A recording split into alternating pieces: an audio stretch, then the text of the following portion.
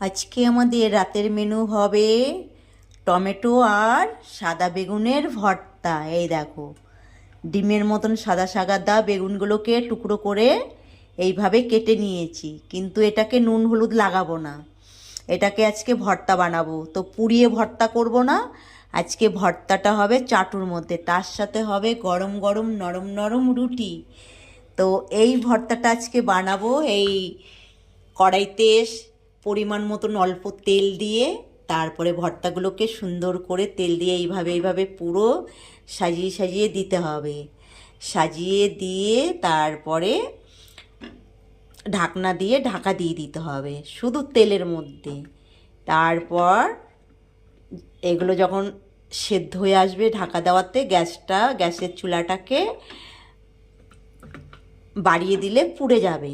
তো এটা আমি চাটুর মধ্যেই এইভাবে পোড়া করব, করে ভর্তা বানাবো। সামান্য অল্প তেল দিয়ে দেব, দিয়ে ঢাকা দিয়ে দেব, দিয়ে তারপরে বেশি করে কাঁচা লঙ্কাও সাথে দিয়ে এবারে এটাকে ঢাকা দিয়ে দেব। তো যখন অল্প ইসে হয়ে যাবে, তারপরে ভাজা হয়ে গেলে ওই পিঠটাকে উল্টে দেব, দিয়ে তারপরে সুন্দর করে কাঁচা তেল লবণ দিয়ে রুটির সাথে ভর্তা বানাবো। বেগুন আর টমেটোর ভর্তা এই দু টুকরো করে আমি কেটে নিয়েছি।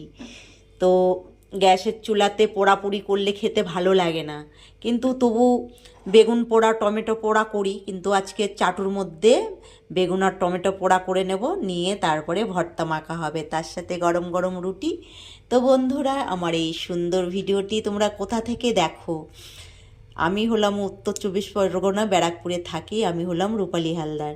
তো বন্ধুরা, আমার এই সুন্দর ভিডিওগুলো তোমরা কোথা থেকে দেখো অবশ্যই আমাকে কমেন্টে জানিও।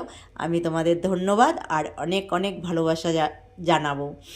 তো তোমরা যদি আমার হ্যাপি রূপালী ব্লগ চ্যানেল থেকে দেখে থাকো ইউটিউবে, তাহলে চ্যানেলটাকে সাবস্ক্রাইব করে পাশে থেকো, আর পাশে থাকা বেলটাকে টিপে দিও নতুন ভিডিও সঙ্গে থাকার জন্য।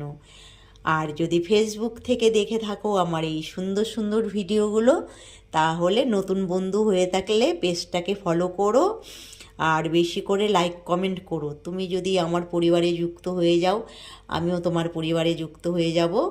তো ফেসবুকে কাজ করতে হলে সবাইকে সাপোর্ট করতে হয়, এইভাবেই এগিয়ে যেতে হবে, সবাইকে অনেক অনেক ভালোবাসা দিতে হবে।